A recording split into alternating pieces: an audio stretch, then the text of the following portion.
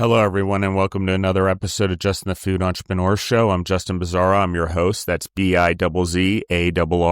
For anyone who's out there, you can find us on Instagram at Justin the Food Entrepreneurs, or you can find me personally at Justin Bizzarro. Again, 2 Z's, 2 R's. For anyone out there trying to find us, we are on all the podcast platforms right now.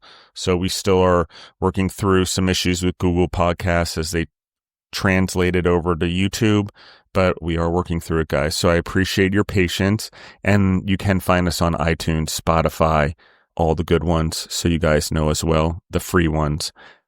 That being said, I'm a little not warmed up yet, guys. I apologize. So I'm going to warm us up right away, get us all awake this morning. I'm Brianne Harvey here from Break Bread Consulting out of Kansas City, Missouri. How are you doing today, Brianne? Doing well, Justin. Thank you. You're very welcome. Okay, I'm going to give the mic over to you while I get my stuff together over here. But let's talk about your story. Let's talk about all the way from little Brianne to who you are now, the journey. We talked about a lot of places. You definitely embed one of the philosophies I think it takes to be a leader, which is education, experience, and exposure. Those three things I think are very important to being a leader in this world. So I want to talk about that, but we're going to do it through your story. So the mic is yours. Sure. Thank you. Gosh, so starting from the beginning, I guess I grew up in Southern California. I went to school down in San Diego, and that's where I got I guess in Southern California is where I got my start in the hospitality industry.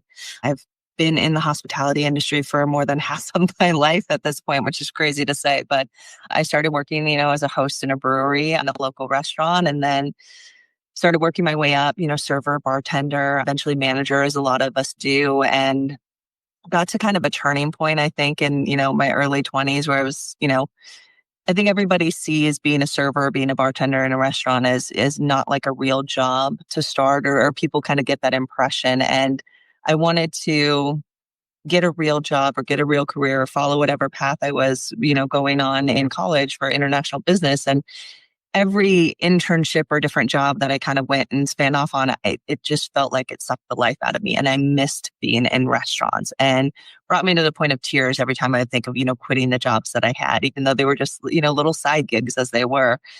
And at that point, I realized hey, this is something I really love. It's not something that a lot of people can say that they find in their careers, is something that they love to do. And I really, truly loved being in restaurants. There's something about kind of the energy when you're in a restaurant, the different personalities of people that you work with in front of house and back of house, the chef team and the guests that are coming into the restaurant, and that polish that you have to put on, and how you can really be a part of so many unique experiences and things like that was just very unique to me. And it wasn't something that I wanted to lose. So I decided at, one, emotional moment that I was going to make, a career out of this, and I was going to find a way. So I decided to kind of go up through the manager route and find a way to do that. And mind you, I did this when I was 20, 21. I decided I wanted to be a restaurant manager, which people thought it was a little crazy at that point. They said, be a server, be a bartender, make your tips and enjoy it. But I was determined. And so I did restaurant management. I ended up moving up to San Francisco, was a restaurant manager there, director of events and catering, ran a couple multi-locations before I was 25. Eventually started working for OpenTable as a restaurant consultant for them. I think I worked for them all of 4 months before I started picking up restaurant work at night again, because working in an office, even though it was restaurant specific, was difficult for me. I missed being in a restaurant. So worked myself to the bone, decided that when I was working for OpenTable that tech was going to be something really big. So this was, I don't want to date myself too much, but it was, probably about 15 years ago, where there was a lot of technology, but it was still very much up and coming in restaurants. A lot of restaurants chose to go without tech. They chose to, do handwritten tickets and have, a cash register, do labor and schedules on a spreadsheet instead of using something like, Hot Schedules or some of the other systems that are out there and available now. But working for OpenTable gave me really good insight into what was going on in lots of different restaurants at the same time. My role for them was to take an older version of their system and upgrade people to a newer version of their system, which was, definitely more complex, and you would need to train the restaurant on how to use it and set their system up properly. So I worked with over 1,000 restaurants in my short time with OpenTable. I was with them for about a year and a half. And I could see how little tiny changes in the software and the systems would make or break the success and would make a huge impact on the operations within the restaurant. And I would go in and log into these different systems, and I would see how it wasn't set up right for them. And I would go in and make a little change, and I'd really be able to help the restaurant. And I thought, this is something that people are going to need. And this is something that, I gravitate toward. I'm good at the techie stuff. I'm good at like the detail oriented. Understanding how all of these systems work together is another big thing that it just makes sense to me. I can see a big picture of the spider web of systems in my brain. So I said, okay, this is something I need to educate myself on and make it part of my career, because I can help people get these systems in place, and I can help support them, because this will support their business. And this is how I can, continue my career in the restaurant and hospitality industry without having to go straight up the manager route and be a, regional manager and do that if I can, because that was not going to be quick enough for me in my mind. It's like, this is going to take forever.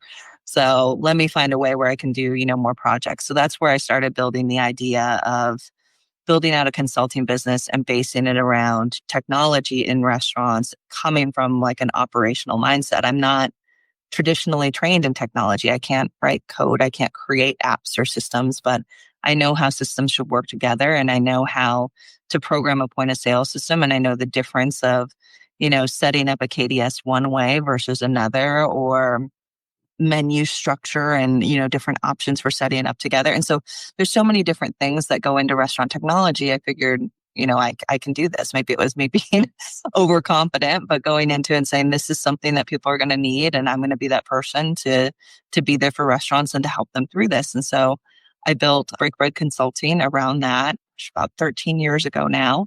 So there were definitely, phases where it ramped up as the need within restaurants ramped up.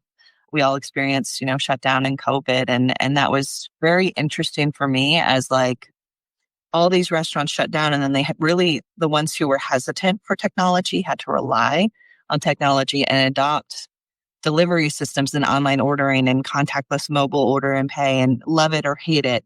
We all relied on it for at least a short period of time to get our businesses through if they were going to survive. And so it was just this rapid fire of helping restaurants get up and running and finding resources for them, and everybody coming together as a community. And that spurred on another venture of mine that I've been working on the last couple of years, is my own kind of gear into building something of my own. So again, in restaurant tech, but building a directory tool so that people can find the resources that are available to them. And so there's a massive list of all the different software systems available to restaurants and hospitality. There are service providers and suppliers and events. I'm launching that next month. So I've just been ingrained in restaurant and hospitality. I still have Break Bread. I have a team under me now. We do implementations and onboarding and ongoing support. And we call ourselves fractional IT, or, experts that we kind of bolt on to their existing team and systems, is like, feel like you're hiring somebody, to your team, but we're already coming on with expertise, no training, and I can bring on, a team of people and manage them for you, onboard a project, and then we're out, or we support you in a different way moving forward. But really, everything, I think the underlying theme throughout my career has been, how do I support and how do I help and how do I use the skills that I've learned being in restaurants to give back to the restaurant community that I just fell in love with and needed to find a way to make that, my mission in life was to help these people that just have these crazy dreams of building restaurants, and they find a way, and they're passionate and they're hardworking, and I just wanted to be a part of that community. So that's, yeah. You and I are very similar in that. Yeah, I like pollinating the world. I like building and I like creating. Don't get me wrong, as an entrepreneur, built well over 30 businesses in my life, and subsidiaries and vertical and horizontal integration into production company of food production. But I think the getting to help other people, taking the skill that was given to us in the first phase of life and being able to give it away in the next phase of life, or should I say phase of work? Like first phase, I guess, would be the learning phase, but hopefully everyone's learning their entire life, That being said, I think that it's just so much more rewarding as an individual when you can help others create their dreams, but also create jobs. You can compound faster from a consulting, advising standpoint. You can help a lot more people do things faster. That Mhm. makes sense to everyone. In restaurants, and I agree with this, I think restaurants, we get so caught up in the tangible things because we're making tangible items, foods, plates, reviews. We don't realize the utilities that are there for us to use, the softwares, things like that. And then on the COVID front, one of the things I found interesting is those that were stubborn. This is not 100% true, but I will say it. Those that were stubborn and kind of steered away from technology were the same ones that were stubborn and were like, we're not closing. But then what ended up happening, if you're not going to close, you're right. You had to give up the stubbornness or your adverse reaction to technology in your mom and pop shop, in your restaurant, even if it was 60 years old and you had been doing this way for the past 60 years. And so I agree with this. I think technology is hard, but so is accounting. And I think if we frame it in a different setting where it's just accounting, finance, marketing, advertising, yes, are all those things hard? Yeah, but it's all part of running your business. That's necessary now with AI and being able to attach that to your businesses and capture things in real time and reflect in real time. And I don't even know, like, it's been 3 years since I've done a real cost analysis on my own company for a menu item or a recipe that was going into a hospital or whatever. But I've got to imagine now that what I've seen using it for the podcast or using it for my other businesses, that it's got to only speed things up for restaurants as they've started to use it. And I've seen some people start to lean in.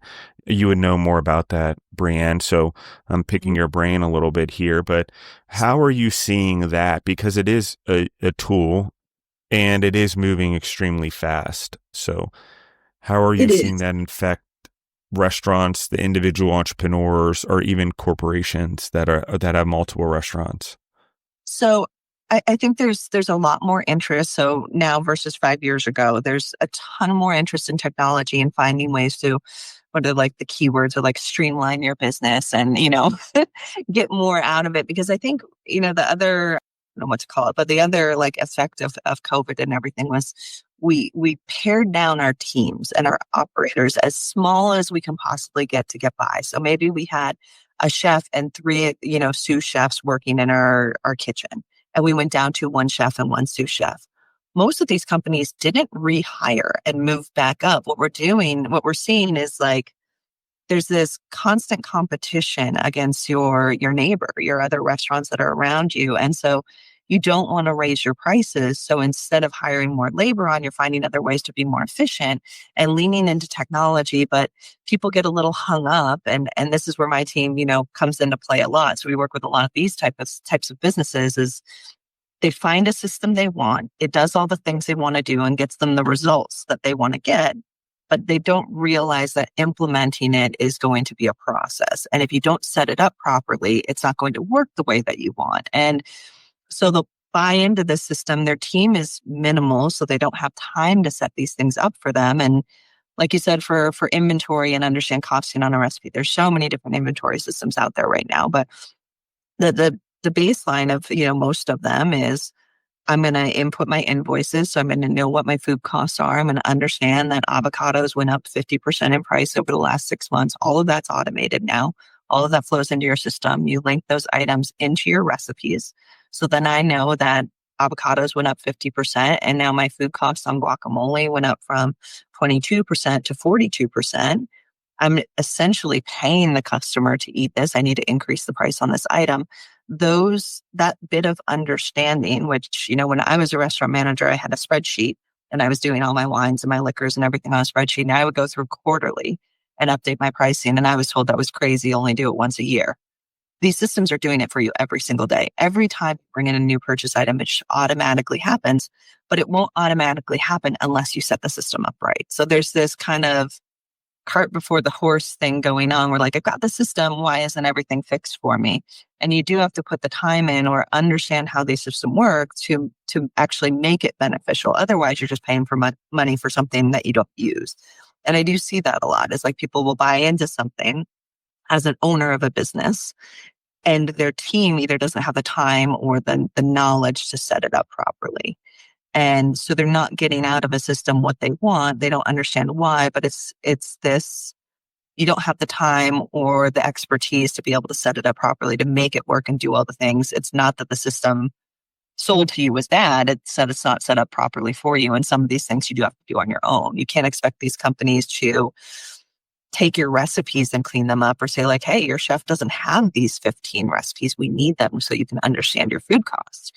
What I see a lot of too is like recipes written down by hand, or they're just in the chef's head, or, I have a stock recipe or a sauce recipe and I have all the ingredients and everything, but I have no idea how much this recipe yields. Like, how many portions do I get out of it? And it's not a conversation I thought I'd be having 27 years later when I started my business in 1998 and technology was happening and we're just inputting recipes and doing cost analysis. We had a system then called Chef Tech. That's how back then. And that's the original system we started using to get technology oriented as we were building our company. As we started doing the Kaiser Permanente hospitals in Northern California, that was our first client in 1998. That was the first system we used. And so to think that chefs still don't use systems 27 years later blows my mind, because I was actually like, as an 18-year-old building a business and having to hire people that were smarter than me, and my father being there and my mother who also were entrepreneurs and guiding me, and then all these other people that were investors and partners in the business having their expertise. So I was very much in a learning position, at least initially, and I realized that I needed to be humbled first and mouth shut, ears open. College, anything like that. I was a good sports player. So in sports, you learn when is the time to mouth off and when is the time to not, I guess would be a better quick way for when is the time to stand your ground and when's the time not to. I think we learn that as humans, and there is a time, guys. It's like chess. Strategically working for someone else, running your own businesses, trying to get contracts. Timing is everything. So I will emphasize that for everyone. Everyone's always in a rush to get something done now, especially in today's world with technology, since we're talking about it. Man, if you can pause and pick your head up just for a split second compared to everyone else in your business and take a look around you, particularly in restaurants, because everyone gets so wrapped in it daily because, again, it's tangible. You're seeing items move. You're seeing food move. You're seeing food wasted. Whatever it is, you're seeing employees be bad in the business, whatever it is. But I think pausing is something, just so I drop that for everyone, 'cause as the more I get involved in investing in others and helping invest in their businesses, mentor, coach, one of the things we're not doing enough is just pausing for a second and looking at what we're doing well and what we're not doing well, and not necessarily just trying to grab every new thing that's out there, especially on social media. Consistency and discipline is still key, even in a fast-paced world. So I like this. Let's talk about you a little bit. Influences, like your best mentors, coaches, individuals you had pursuing management in restaurants, and why. What are the key things do you feel even now that you were instilled in you that you now help try to instill in others that you felt made you successful or make restaurants successful from a leadership standpoint? That's such a good question, because I think I came into restaurant management. I was young and confident, but also like very nervous. And I like to, my husband and I call this, I'm like, technology is good for me because like I can be extroverted when I have a couple cups of coffee and I get out there and I can serve my tables and my guests and I can talk to people, but I'm just enough on the introverted side where that's like exhausting for me. Also makes you a little bit awkward sometimes with people. But I felt like going into restaurant management and stuff as 21, like I can't believe they hired me when I was 21 years old as a restaurant manager. Uh, no offense to like young people out there, but I just didn't know what I didn't know. I didn't have enough experience to really understand how to manage people. And I was trying to take things from a very linear perspective, which I think is why I gravitate towards tech. If I do A, then B will happen. And, it's very cause and effect, and everything is very consistent if you do things a certain way. You can test things and software will react predictably. People aren't that way.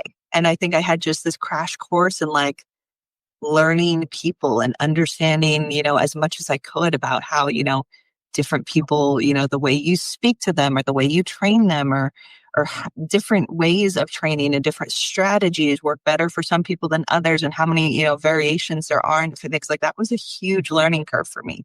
And I look back, like my first years in hospitality and first years in restaurant industry, I was like, oh my God, I was such a terrible manager. But like, you have to learn these things, and there's no way to learn them other than, being on the job. And I had a lot of great people that I worked with. And I think some of the things that I definitely took from them along the way are this, that I always thought was like, this is the kind of person, like leader that I want to be like, is this kind of calmness, is this energy of calm, which in the restaurant industry is so hard to find, right? You can have people who just like fly off the handle, and when you get busy, you get stressed out, but like, you've got to be like the duck on the water. Your feet are little pedals paddling as fast as you possibly can. And there's a million things going through your head, and you're thinking, okay, I'm like 15 minutes behind on my tickets in the kitchen, and my, front desk is 30 minutes behind on seating guests. So I better run up to the bar. I'm short one bartender. All these things are going through your head, but you need to have this calm, collected appearance.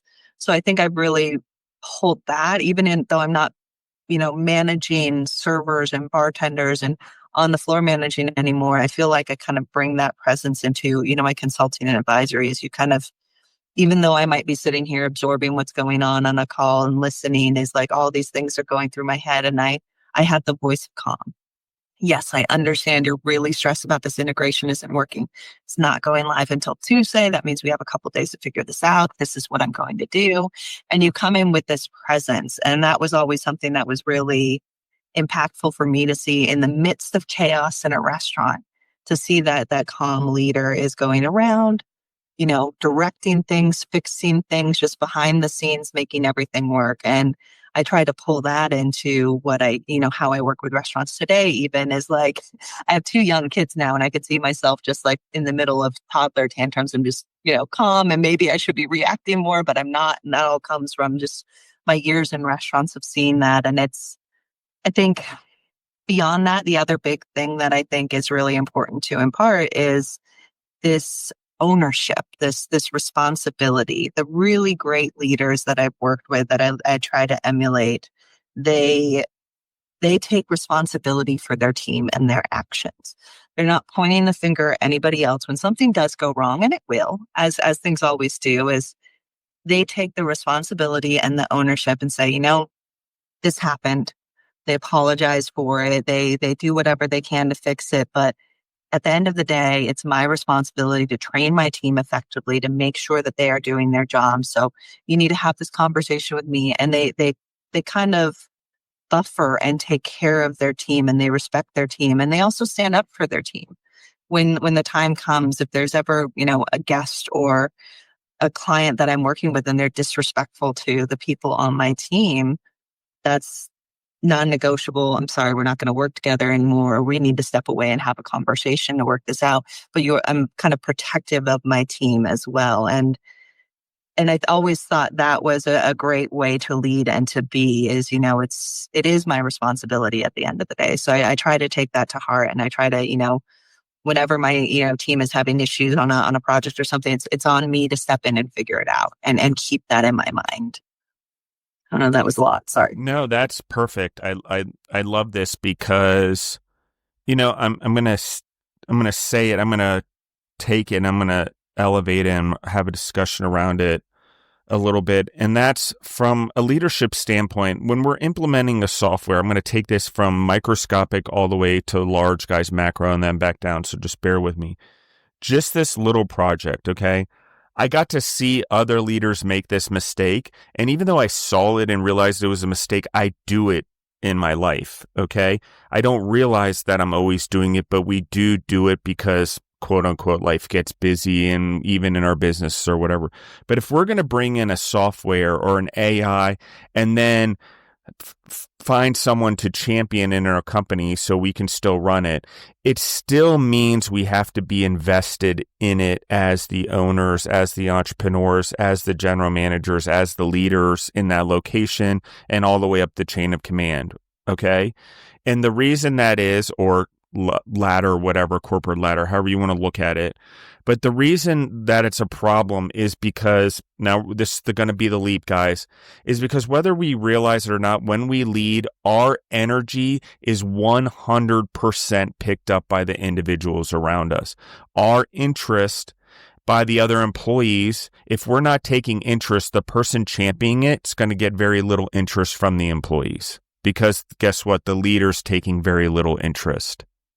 And I know that's hard for everyone to believe, but the same is true if we have a sin pattern, even unspoken, even if it's in our head, even whatever it is as a leader, it will reflect into our employees. Either we retract the same ones in, or the ones that are there will eventually gain parts of it because they're being led by us. We look to our leadership. We are around the humans in our businesses more time than any other humans in an isolated area. We are not even with our family, probably in that isolation for 40 hours a week plus in a restaurant. Let's be honest. All of us are working probably 50 hours plus. If you are in there, lack of labor, etc., just working, caring. Because if you work in restaurants, you care in some way. I do believe that. You understand food, you have a connection with it. You may be having something bad going on in your life that's not translating well into the restaurant or into your job. But in all honesty, you're there for a reason. Whether it's a lesson, whether it's a stepping stone, whether it's a pathway to something else, you're there for a reason. So let me take it now. If you're the entrepreneur leader and you have all these individuals, yes, they're not everyone's great. But you have a lot of individuals that you could lead and grow and expand and teach things like technology that will help them for their future. You may not think it'll help you for yours or your business, but hey, they're about 20, 40 years younger than you potentially, depending on your age and where you are in your entrepreneurial journey. And so it is relevant to them.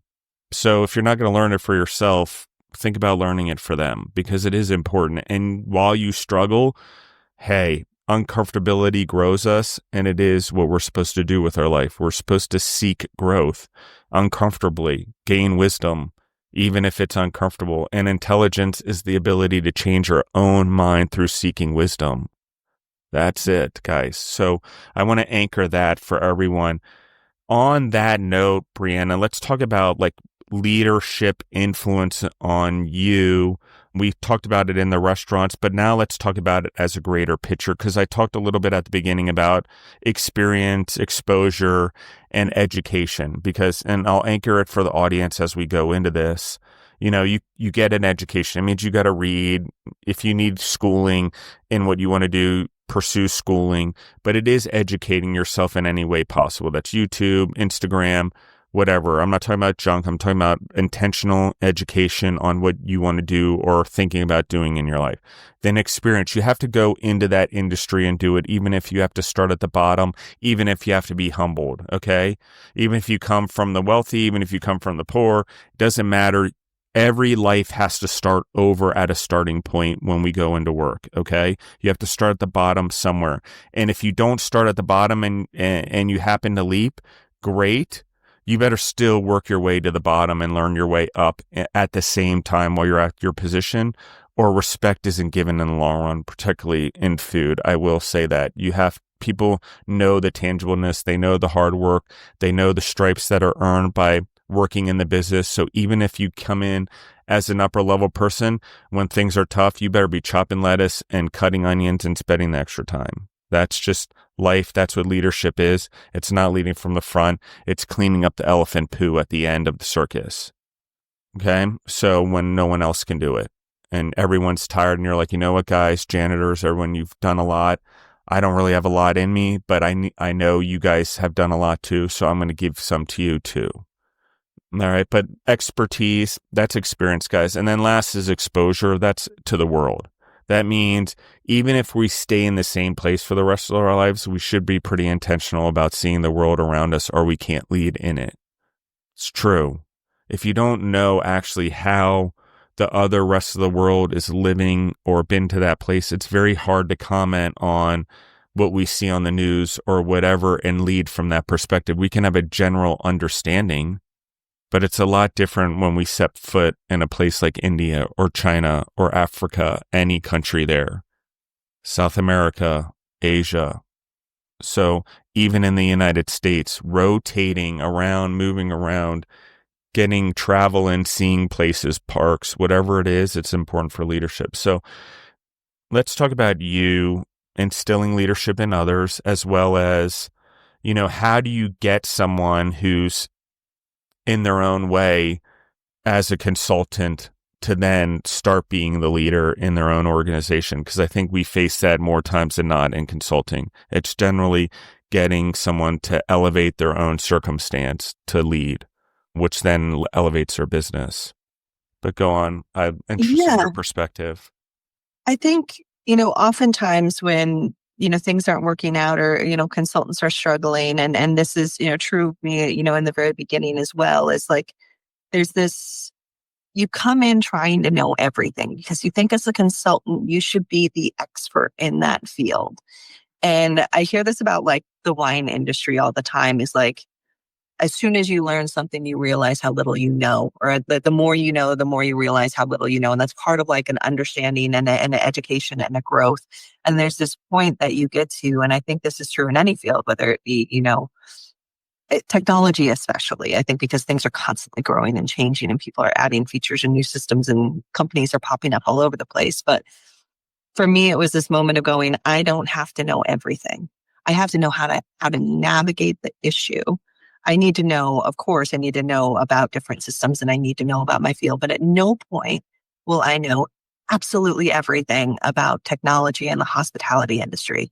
But it's my job to educate myself as much as I can and be honest and be humble coming into it. So there's a couple different pieces of when I'm working with, new restaurants and new groups, and it's come in just naive and understanding and let them tell you, just kind of like you're doing right now, is tell me your story, tell me what's going on, like how can I help you, and tell me what your struggles are, and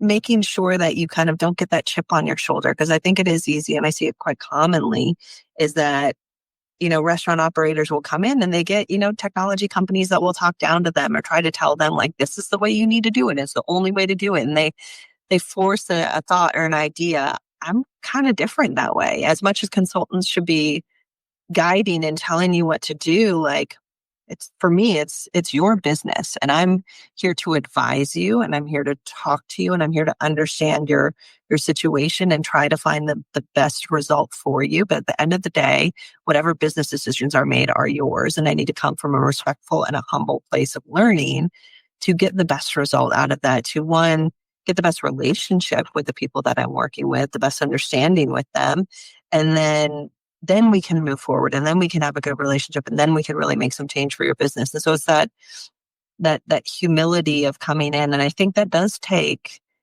years of learning and experience and different things that don't work out in your favor, and learning from those mistakes is like, yes, you learn as you're successful, but I think you learn so much more as you hit these roadblocks along the way, or you're like, I should have done it differently last time.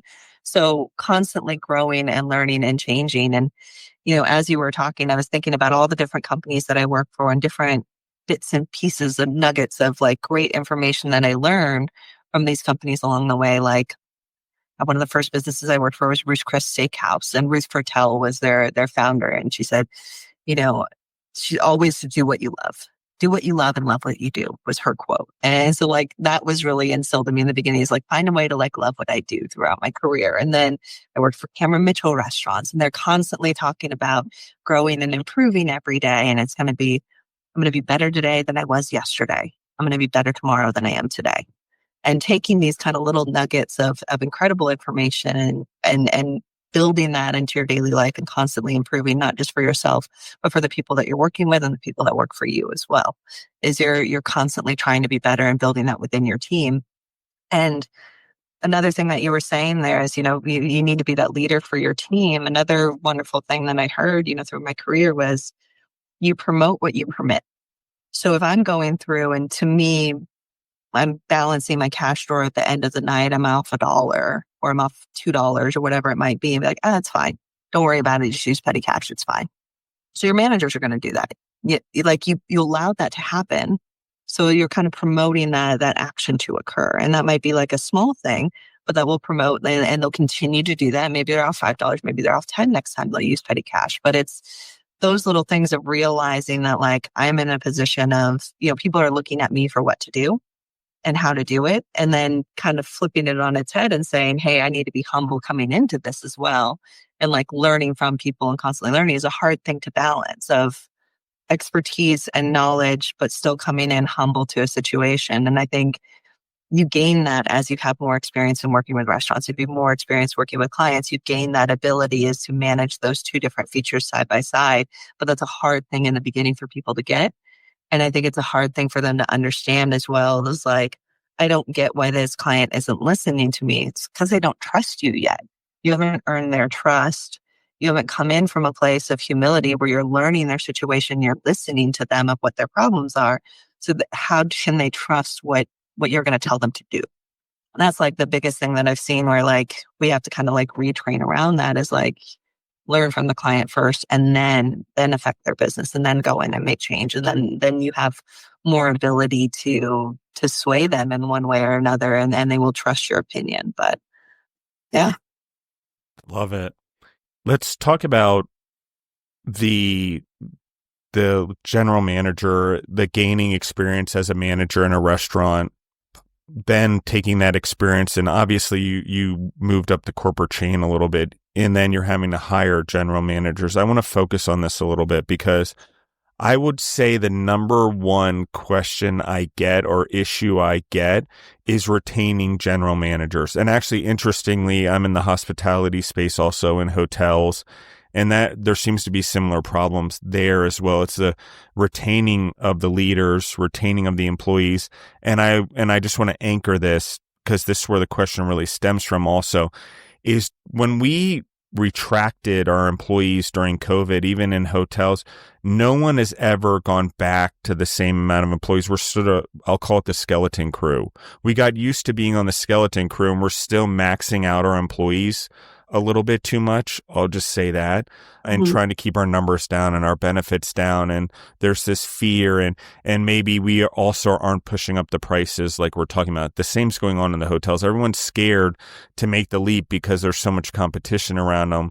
But the reality is if something like COVID happened again and your prices aren't at where they need to be, you have no hope of like making a $2 to $3 leap if we have a retraction on food supply again. And we're already seeing inflation go up like crazy. So it scares me to think it's not done quarterly, let alone analyzed now as every invoice comes in and it can be updated in a system and we can at least get a snapshot. We don't necessarily need to update our prices, but we should know our costs against those prices. So anyway, I didn't mean to get off topic, but I think that's the bigger thing there is the general managers. How do you find the right ones? How do you find someone like you that has that curiosity, that dedication, that want maybe, and not ruin it? That's a big thing. I think we also can be too hard or overworked. And so that's where the question comes from. Sorry, long-winded. No, it's okay. I get off on tangents as well as there's so many different things coming in and things to say, but hiring a general manager is a tough position. And I want to say, like, you're absolutely right. Like, we're still on, skeleton crews right now. And we are asking a whole lot of that role. We're asking the same that we were when they had a team of people working under them. Whereas now they have the general manager role and they also are being a floor manager. They're also being an event manager. They're doing all of these other things, which before they didn't have these responsibilities as well. And so I think like, as an owner, you want to be able to get the most because you want your business to run properly. You want to hire somebody that understands how to run a business, but you also want them to be a floor manager. So understanding and checking our expectations, I think, is sometimes going to be a good thing when you're hiring for this role. Because for me, I go one of two directions. I either want somebody who's going to do exactly as I ask, and I'm going to give them a checklist to follow, and they're just going to be kind of like a yes man and do the job and follow these steps, basically give them SOPs to follow. This is exactly what you're going to do and run through it. Or I want them to think for themselves, and I want them to be more of an entrepreneurial mindset and understand how to run a business and analyze a P&L and understand, workflow and things like that. And those are two different people. Both can be successful in the GM role. You have to manage them very differently, and people will cross up how they try to manage these two different personalities that I'm seeing it as a GM right now. The person that is a good rule follower, is a good task-oriented person, which probably used to be like a regular manager, a regular floor manager. Now we don't have a lot of people in the system, so they've been bumped up to the GM role. Probably not ready for it yet, but they need to be told what to do. They can follow instructions if you tell them what to do, but you can't expect them to analyze your P&L and understand, the ups and downs of business and food costs and labor costs and fixed costs layered on top of each other. They're not there yet. They haven't learned that. Maybe they don't want to be there. You have to have that level of understanding. But on the other side, you have this other person who does understand all of these things, but like the day-to-day task is not necessarily for them when they're running your business for you. You need to have other people supporting and doing their roles so that they can be the leader. And you mix how you're managing them. So maybe you take this task-oriented manager who isn't a true GM yet, who isn't a true leader yet, who's been kind of pushed up into this role because there's not a lot of GM capability people out there right now. And you're expecting a lot out of them. You're expecting them to manage your business like this other kind of archetype that we have on the other side. And you're constantly disappointed by them, but they're doing what they're told, but no more. And then on the other end of things, like if you have this, entrepreneurial mindset, great manager who's wants to run the business and you're expecting them to, close the shift at night and balance tips and do, payroll and do all these very task-oriented things. And you're telling them exactly what to do. You're underutilizing their skill set, and they're going to get frustrated because they're like, oh, but like, the price on this item is off and I need to fix that, or like this. And they're seeing things that are out there, but you're so task oriented and micromanaging them that they get frustrated and then they leave because they want to be able to manage their own business. They end up coming and being consultants, or they end up, finding a different role somewhere else. But I think either position can get frustrated if they're not managed properly by ownership. And you need to identify what person or hire the right person for your management style to know that you're going to work together properly. And both can be effective. Both can be very effective, leaders within the restaurant, but you have to have an understanding of who you have and what benefits you get from that person. So it goes back to getting the most out of the employees that you have is understanding them. It comes from a point of like, okay, how do I manage and how do I get the best results out of this person? And maybe somebody's a visual learner. Maybe somebody like does really well if you set up reminders. Maybe somebody's really, really great with the guests, but like they forget to send their nightly email and they send it first thing in the morning. You got to figure out what you're going to, give and take and how you're going to work with somebody to train them to be better at the skills that they don't have. But you come in with these very, very high expectations of this GM role. And we're just not in the place anymore where I feel like it's right to have those expectations. And maybe it wasn't ever, ever right to have those expectations, pre-COVID even, but you've got to understand of what you've got and how to get the most out of those roles. And if you're not managing them properly, yes, they're going to get frustrated and they're going to leave. You have to set proper expectations. You have to understand if you have a task-oriented manager or if you have like a dreamer and an idea person, and one, you're going to have to rein in and get them to follow, their daily tasks. And the other one, you're really going to have to train them up on higher level skills, but understand what you want and understand what you have and try to bridge the gap. I agree 100% with everything you said. And I think as a leader or owner or vice president or entrepreneur, wherever position you are over the general managers, maybe it's a director, depending on your structure, area, general manager, regional, whatever. When you have, it depends on where you are and what you want to do. If you're in a growth phase, I love this. I agree. Entrepreneurial general manager is better. And you need to make sure that you are willing to put in an assistant general manager that's probably a little more task oriented and follows the rules to help keep the discipline, for lack of a better term. Or in the military, it would be like a sergeant, it'd be a non-commissioned officer that sort of got commissioned along with the troops, that knows the troops, that works with the second lieutenant, for example, in the Army. I believe that's how it works. Don't quote me on it because I wasn't in the military, but I believe that's the ranking there. And the reason that that's important is because you still need someone with the troops while the entrepreneur is growing and trying to figure out ways to fix all the problems to lead to growth. And then the opposite may be true. You have a general manager who's more task oriented. If you're wanting that, you like that, then the area general manager just has to be a complement to that human, not necessarily to a specific role.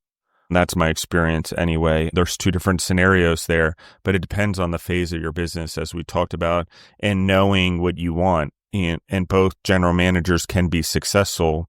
It's just a matter of asking the right questions, I think, and making sure you know what kind of one you're looking for. Are you in a growth phase or are you in a steady phase? Now, I know everyone's in a growth phase, don't get me wrong, but there's entrepreneurial growth, which is risk-taking, a little bit of risk-taking. And then there's disciplined growth, which is very strategic, relying on the data, task-oriented. We've done this. This was successful last year. We're going to do it again this year, exactly as we did it before. That's task-oriented. So, and any comments on that, Brianne? No, I think that's right. That's right in line with, yeah. Yes. So anything you want to talk about, maybe that you had on your mind or about your businesses or what you're working on now that you want to discuss that we haven't discussed so far? No, I think maybe just what's been top of mind, I guess, for me lately, especially with, building out restaurant resources, the community aspect of the restaurant and hospitality industry is that, one of the things that really made me gravitate toward this industry as well was like, I remember, running to the restaurant next door when we ran out of tablecloths at the restaurant I was working at, and we, sharing and being there for each other. And I think this definitely came up, during COVID a lot as well. And it's really the reason why behind, the second business of building restaurant resources to have something available for restaurant operators. And I think don't underestimate the community aspect. There's been plenty of times in my career where I've had people reach out to me and say, hey, like, I'm thinking about getting, veering into tech and maybe working for a tech company. Can you help? Like, can you give me some advice on that? And I've done the same. Like, hey, I want to be a restaurant manager. What skills do you think I should look into? And reaching out to the people, in the network. I think you probably wouldn't be surprised to think of how willing people are to help in our industry. We are service by nature. We give. That's what we do, for our guests in the restaurant is, we have this need to serve people and to help and to, put food on the table and enjoy this kind of very human experience. And honestly, that's why the name Break Bread is breaking bread is just such a uniting and kind of globally recognized thing, even though we're looking at technology. In my mind, if technology is implemented properly, everything falls away and it's just about sitting at a table and breaking bread with the other person sitting next to your people. So this unifying factor, I think, is something that is so needed right now. And this community aspect and that there's so much of it in the restaurant and hospitality industry is like always know that that's there and that's available to those people who reach out and ask for help. Most of the time you're going to get it. And it's not to be afraid to be humble and to ask for help or to look for resources around you who might have some advice or steer you in the right direction. And restaurant resources, for me, it was a need of pulling information together. Right now, my restaurant operators are, asking ChatGPT or searching Google, like, what restaurant POS should I use? Well, there's like over 400 of them in the US that are available. So Restaurant Resource just gets you all the information and you can kind of filter down and look at the different companies and you can look at reviews on them and you can utilize your peers and ask questions and things like that. That's coming in kind of a future edition, but it's there to give restaurants the information that they need and to be an unbiased resource for them. And I think there currently existing as a community of that. So it's just a reflection of that. And it's such a very special thing about our industry and it should never be skipped over. It's something that's so cool. And if we focus on it, it's why we're all in the business, I think. Everybody that I meet, so many wonderful people are like, I just want to find a way to help more. I want to find a way to give back. Do you think restaurants would enjoy this, or do you think this would be helpful for them? And there's so many good-hearted people in our industry that it's really what keeps me here and keeps me gravitated toward it. And food is just such a unifier that I think we can all appreciate and lean into it and give back. And that's why we keep going. That's why we continue to be successful. I love it. Let's dive into this a little bit more. You've obviously created all this because it was necessary or you wish you would have had it, I guess is the better way to look at it. And now as you're doing consulting, you see the need for it. Let's talk about that a little bit more. Let's talk about filling the void in the system, because there's a lot of entrepreneurs out there that are just starting restaurants or maybe on their second or third that don't even realize how much resources are out there or things that they can utilize because they're newer or they're just starting their entrepreneurial journey in food, or maybe don't even come from food in the first place or the restaurants in the first place, but are now in that business. And there's all these tools there. So let's talk about that a little bit. Let's talk about why. Sure. Yeah, there's so much out there. I think, even if you look at like all the tech companies and things like that, they all have training portals and they have community boards and they have blogs and training articles. There is so much information out there. There are local communities and chapters of, the Restaurant Association. I'm part of Women Chef and Restaurateurs and Les Dames Escoffier and like all these different networks that you can be a part of. But for me, Restaurant Resource, we're kind of pulling that all into one place to make it easier, because right now everything is very fragmented. Everybody is trying to do lots of different things and everybody is trying to help out, but it's all over the place and it is hard for people to find sometimes. So Restaurant Resource was a way for me to pull all of that together and pull that information. And basically what it is, for lack of a better example, is like Yelp, where you can go and you can search businesses and there's profiles and you can look for what you're looking for. Is like, if I was a restaurant operator and I'm, new to the business and I want to find a point of sale system, but I have a drive-through. So that's a very particular thing. I already use QuickBooks. So I want to make sure it integrates with QuickBooks. And I already use 7 Shifts as my labor management tool. So I want to make sure it integrates with that. I can put that information into the filter set and it will pull up the different point of sale systems that will work for me. And then I can educate myself on what's available. So it kind of takes away that, or it starts to take away that I'm going to reach out to these companies. I'm going to get sold on a particular product, whether it's good for me or not. I don't have the time to do the research into it. So I just pick and choose one and I go with it. This allows you to take that moment to find what you're looking for, to look at your peer reviews.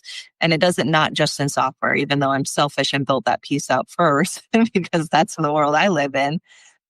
We also have suppliers and I have service providers, which is growing, but suppliers is I could learn about products that are available. I'm a chef and I want to bring on a new steak, but I want it to be, local. And I'm in Idaho and I find Snake River Farms American Wagyu beef and I learn about their farm and their product and I'm going to buy into that. And then I'm going to see what distributors I can purchase it from. So it's an educational tool to kind of pull everybody together. And on the vendor side of things, it allows them to showcase what they do, similar to a trade show, just in a digital format. And I kept thinking there had to be something like this out there that already existed. And after probably a couple of years of not finding anything that was really suitable or what I was looking for, and different people were trying to do small versions of this, I decided I was going to be, again, overly confident in my career and try to build something myself. And had some ups and downs in the process of building a Restaurant Resource, which is probably enough for another show. But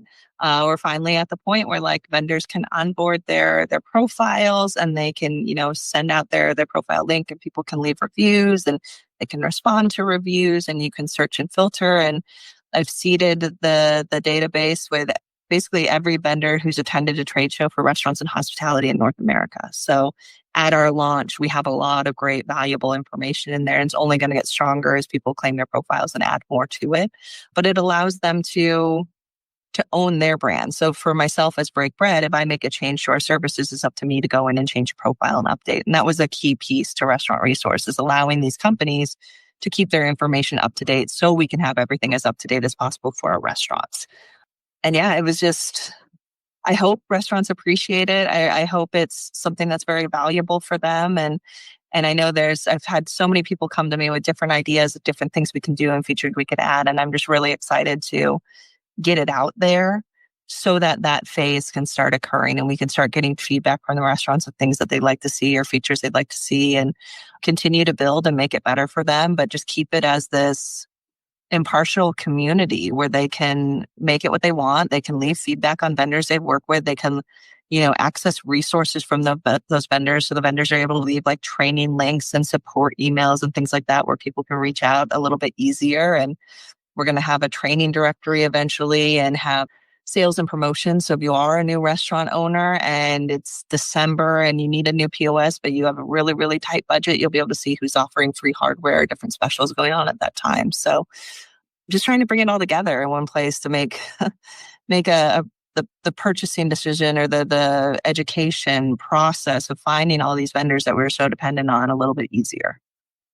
I love it.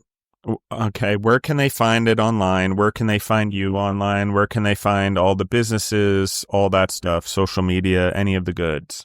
So social media, I really just do LinkedIn right now for Break Bread. You can find Break Bread Consulting is www.breakbreadconsulting.com. You can find me on LinkedIn, Brianne Harvey, and then Restaurant Resource is restaurant-resource.com. Yeah, feel free to reach out on LinkedIn. You can send me an email as well. My emails are listed on both my websites. You're welcome to reach out to me directly. I will always take a call and have a conversation and chat with people. I love meeting new people in the restaurant industry. So yeah, feel free to reach out and please offer feedback on Restaurant Resource. That's a phase we're in and I'm sure we'll always be in as we continue to grow it. But I'm excited to see what that could be. Love it. Last question for you as we wrap up. Mm-hmm. What lessons do you feel were the most important for you in particular along your journey? If you could name 3 things that you could reflect on, or let's just say anything that you wish you would have known earlier that maybe would help the audience, I can reframe it that way. But along those lines, what are sort of like these maybe certain things that you feel maybe they're not directly related to food or restaurants that have truly helped you continue your journey when it got tough? For example, what are those lessons? What are the things that you think could help an audience the most that's sort of trying to figure out how to truly go out into the world of food in their restaurants or in their food businesses and continue for 20, 30, 40 years and continue the journey? I think teaching, like slowing down was a big thing. So like you were saying before, is like slow down, think about it, make the decision. A lot of, and I'm guilty of this as well, is like you're moving so fast in restaurants all the time. You need to remember that sometimes you need to slow down, and whether it be implementing a new system or making a decision on which vendor you want to choose, sometimes you need to slow down and just don't take the first thing that comes to you. If something doesn't feel right or if you feel like you need to educate yourself more, you're probably right. So slow down, take a minute. It's okay to say, I'll get back to you next week. I'll get back to you later. So that was a big one. I think for me, there was definitely a bit of like going into consulting, especially in the beginning. I, started my consulting business when I was in my mid-20s.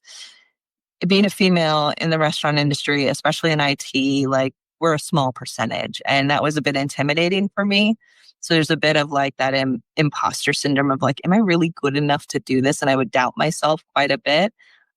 And I wish I hadn't. I know it was part of the growth process and part of like getting to be where I am now. And so I do appreciate that whole journey. But I would encourage people who are thinking of getting into things is to, understand your value and understand what you're bringing to the table and where you're coming from, and know that everybody is always growing. Like, even if you look at somebody who's, a leader and you really respect, that person is still educating and growing and learning more every single day. So we're all, we're all together in this. So don't try not to be as intimidated, even though that's a hard thing to say and do. I wish I had not been so intimidated by it and have been a little bit more confident in my career in the beginning, even though it just took me a while to get here, I guess. And then, focus on the why behind things. That would be another piece is, we get caught up in the day to day and the business aspect of things, but remind yourself from time to time why you are doing what you do. why did you open a restaurant? Why did you decide to stay in the hospitality industry? Why?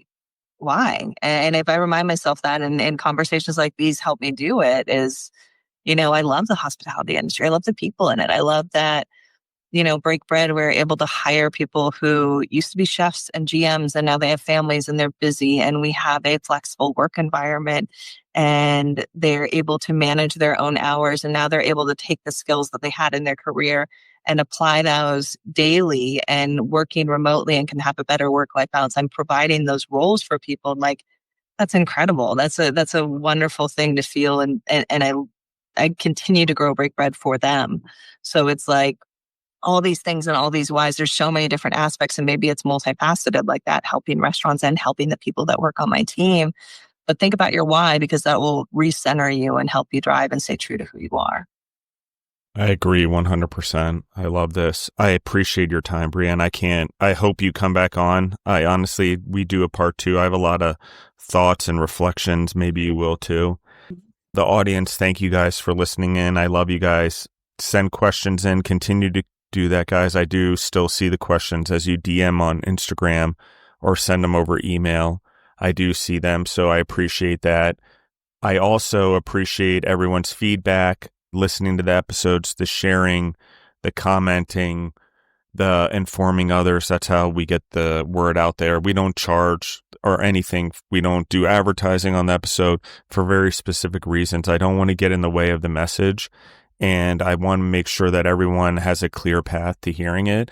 And I know most of you are in your trucks or in your trailers for food or on the road or in your restaurants. So audio is the easiest way to deliver it to you.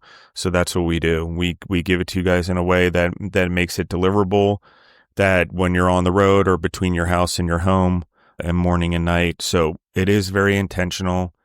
It is very thought out. It is from the experience of being you guys and needing knowledge that I couldn't get and that I wanted more of, because knowing that I knew nothing, especially at a younger age, I was thirsty. I didn't do very well in school from a reading standpoint, but certainly when someone told me I should probably be reading, 10 to 12 pages a day around the age of 20, 21 in a nonfiction book that grows me, if I'm going to continue to be an entrepreneur or grow my business, then it is important just for everyone. So continue to listen in. That's why we do it. I'm giving you information that I hope helps everyone. I'm learning from everyone on the show also, just so everyone knows. One of the things I said to Brianne on the show is the best ones are where I become a student or a part of the audience also.